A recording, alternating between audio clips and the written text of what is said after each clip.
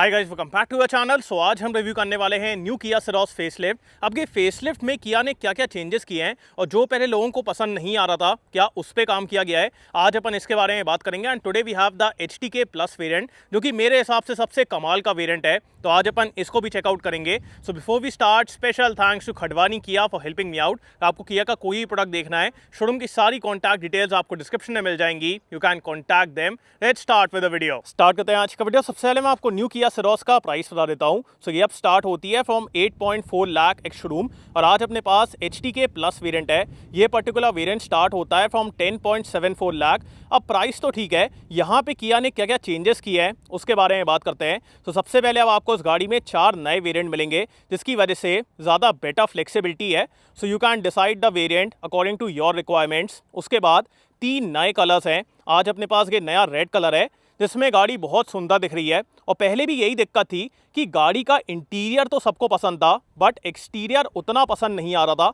But अब किया ने फ्रंट में चेंजेस किए हैं, पीछे की तरफ चेंजेस किए हैं और नए कलर्स दिए हैं, जिसकी वजह से अब ये गाड़ी ज़्यादा अपीलिंग फील हो रही है। बाकी फ्रंट से अपन स्टार्ट करते हैं, और आज अपने पास ये HTK प्लस वेरिएंट है। तो यहाँ पे क्या क्या चीज़ें हैं उसके बारे में बात करते हैं। तो सबसे पहले अगर आप पहले से कंपेयर करेंगे, अब आपको यहाँ पे ये नया बम्पर मिलेगा, जिसकी वजह से गाड़ी में वो ज़्यादा SUV वाला फील आ रहा है। फ्रंट में सबसे पहले यहाँ पे किया का एम्बलम है, उसके बाद ये नया रेड कलर। ये कलर आपको कैसा दिख रहा है आप लोग मेरे को कमेंट से बताएं। उसके बाद फुल LED हेडलाइट है। पहले आपको प्रोजेक्टर हैलोजन सेटअप मिलता था HTK प्लस में, बट अब यहाँ पे फुल LED हेडलाइट है। उसके बाद यहाँ पे DRLs, फ्रंट पार्किंग सेंसर्स नहीं है, पहले आते थे बट अब हटा दिया गया है। This is like just a cutout, ये काम नहीं करता है। बाकी नीचे की तरफ फॉग लैंप्स दिए गए हैं और ये सब बम्पर में चेंजेस हैं। सो फ्रंट यार पहले से ज़्यादा बेटर दिख रहा है और ज़्यादा मस्कुलर भी दिख रहा है। बाकी अपन चलते हैं इस गाड़ी के इंजन की तरफ। इंजन में आपको क्या क्या ऑप्शंस मिलेंगे उसके बारे में बात करते हैं। अब इस गाड़ी का बोनेट आप आराम से ओपन कर लेंगे, बिकॉज इसका वेट बहुत ज़्यादा नहीं है। बाकी यहाँ पे कोई भी इंसुलेशन नहीं दी गई है। And coming to watch the engine, so HTK plus में आपको सारे के सारे पावर ट्रेन के ऑप्शन मिलेंगे। सबसे पहले 1 litre turbo petrol with a manual या फिर DCT, सो दोनों का ऑप्शन है। 1 लीटर टर्बो पेट्रोल प्रोड्यूस करता है 120 PS एंड 172 न्यूटन मीटर का टॉर्क। उसके बाद 1.5 डीजल का भी ऑप्शन है, वो प्रोड्यूस करता है 116 PS एंड 250 न्यूटन मीटर का टॉर्क। उसमें आपको मैनुअल या फिर ऑटोमेटिक दोनों का ऑप्शन मिलेगा। सो ये HTK प्लस में सारे के सारे ऑप्शन है। बाकी ये इस गाड़ी का इंजन बे, और अब मैं इसको बंद कर देता हूँ। गाड़ी यार बहुत ज़्यादा गर्म हो रही है।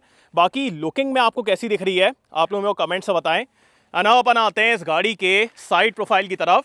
सो साइड से भी आप देखिए, because of roof rails and because of new alloys, अब इस गाड़ी का साइड प्रोफाइल भी ज़्यादा बेटर दिख रहा है। बाकी चलते हैं अपन इसके व्हील्स की तरफ। सो व्हील्स आप देख रहे हैं, बढ़िया दिख रहे हैं, मस्कुलर दिख रहे हैं। प्रोफाइल के बारे में बात की जाए, सो H 215/60 R16, सो 16 इंच के व्हील्स हैं और बढ़िया दिख रहे हैं। यहाँ पे ये पूरी क्लैडिंग वगैरह दी गई है। बाकी अगर आपकी गाड़ी यहाँ से टच होती है सो फिर आपकी हेडलाइट में दिक्कत आएगी। बाकी यहाँ पे भी पूरी क्लैडिंग वगैरह दी गई है। Then we have the turn signal, blacked out ORVM, handle ऐसे करके ओपन होते हैं, सो दैट लुक्स गुड। ऊपर की तरफ ग्लॉस ब्लैक में रूफ रेल्स हैं, शार्क फिन एंटेना है। एंड अपन आते हैं इस गाड़ी के रियल लुक की तरफ।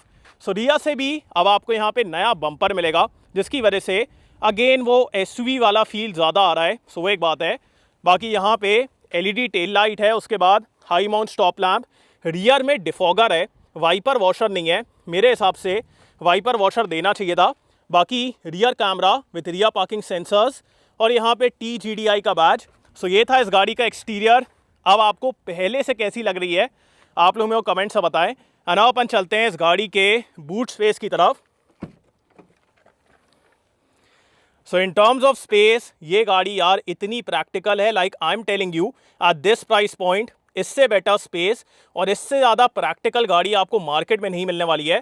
सबसे पहले 60-40 स्प्लिट सीट है, जो कि इसी वेरिएंट से स्टार्ट होती है। उसके बाद 452 लीटर्स का बूट स्पेस, हल्का सा लोडिंग लिप है बट नॉट एन इशू, एकदम आराम से आप यहाँ पे सामान वगैरह रख लेंगे। उसके बाद इसके नीचे we have a spare wheel, जिसका प्रोफाइल है 195/65 R15। It's a steel wheel, so proper amenities, proper space, कोई प्रॉब्लम वाली बात नहीं है। और यहाँ पे भी ग्लास एरिया दिया गया है जिससे आपको इंटीरियर में बिल्कुल भी क्लॉस्ट्रोफोबिक फीलिंग नहीं आएगी। सो ये था इसका बूट, और अब मैं इसको बंद कर देता हूँ। अब अपन चलते हैं सेकेंड रो की तरफ। सो सेकेंड रो में क्या क्या चीज़ें हैं उसके बारे में बात करते हैं।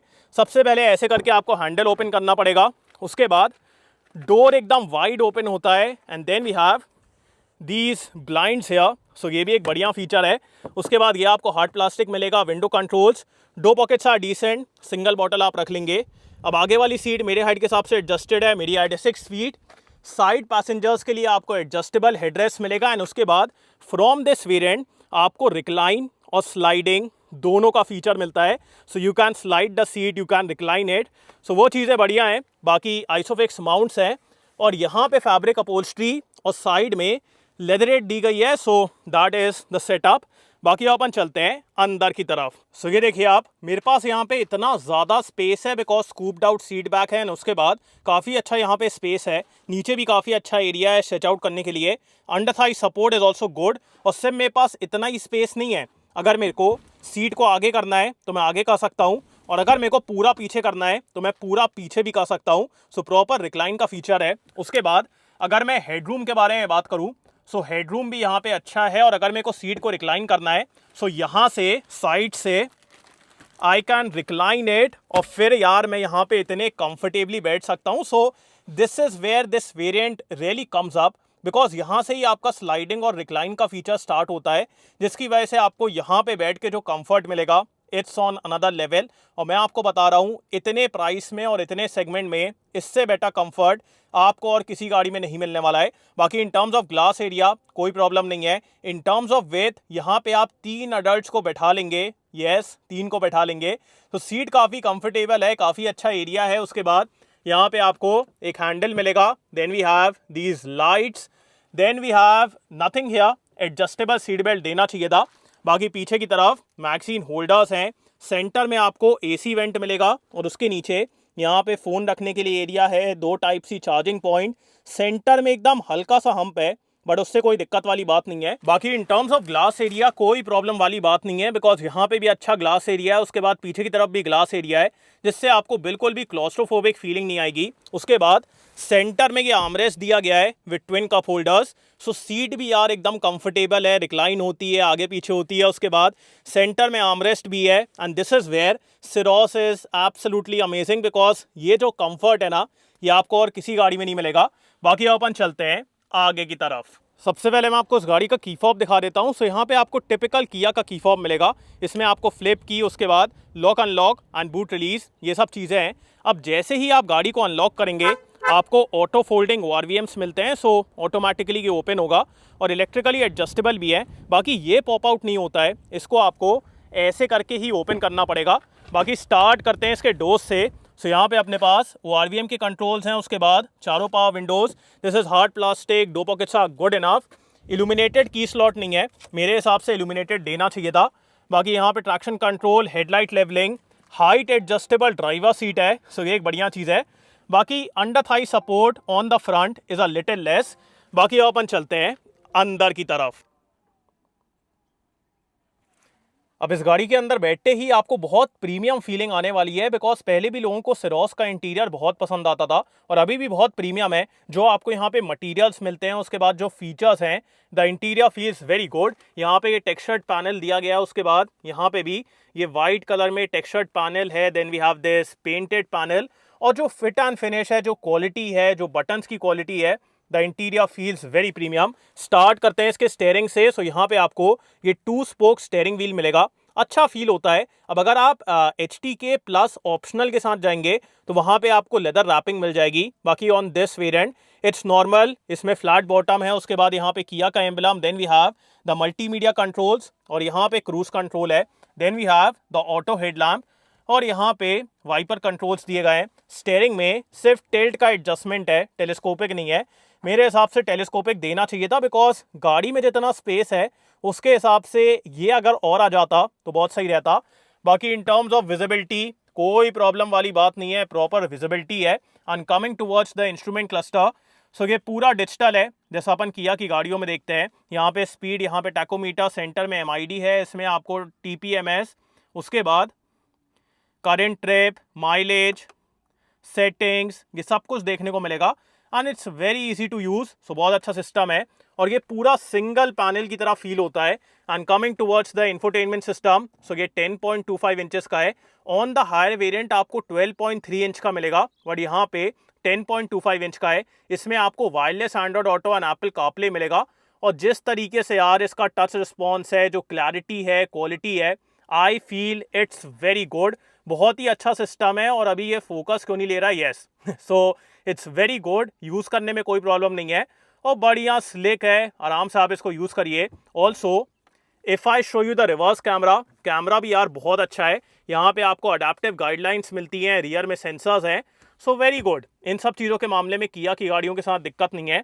बाकी यहाँ पे बढ़िया quick access buttons, then we have the volume control, manual AC. इस गाड़ी में आपको सिर्फ टॉप मॉडल में ऑटोमेटिक क्लाइमेट कंट्रोल मिलेगा with this centre display. So वो एक चीज़ है, मेरे हिसाब से नीचे वाले मॉडल्स में भी ऑटोमेटिक क्लाइमेट कंट्रोल देना चाहिए था।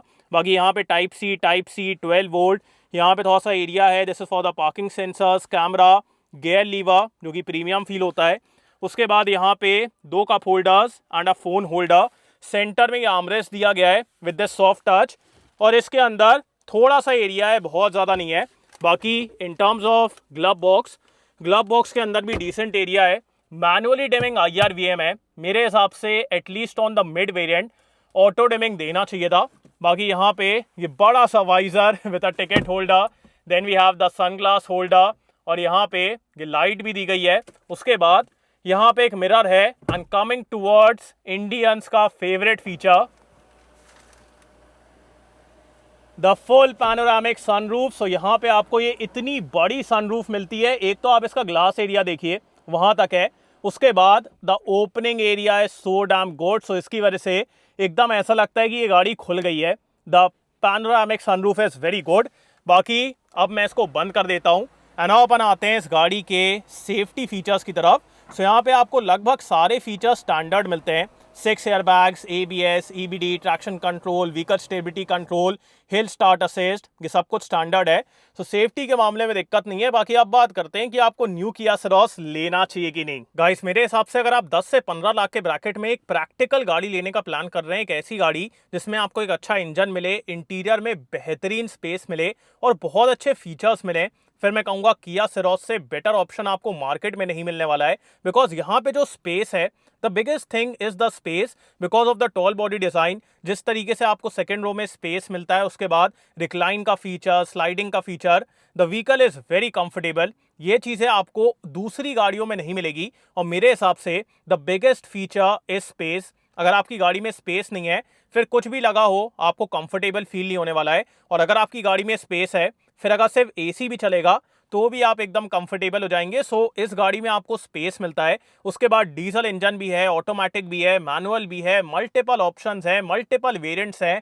पहले से अब आपको 4 और वेरिएंट भी मिलेंगे, नए कलर्स। उसके बाद एक्सटीरियर अब ज़्यादा अपीलिंग दिख रहा है। तो वहाँ पे मेरे को लगता है कि अगर आपको एक प्रैक्टिकल गाड़ी चाहिए, इसको आप बिल्कुल ही मिस नहीं करें। बाकी आपको न्यू किया सेरोस कैसी लगी मैं वो कमेंट्स में बताएं। So thanks for watching guys, I hope you like this video. इसको लाइक कर देना, सब्सक्राइब करना, बेल आइकन दबा देना एंड कमेंट डाउन बिलो आपको कैसा लगा। And so next video, bye.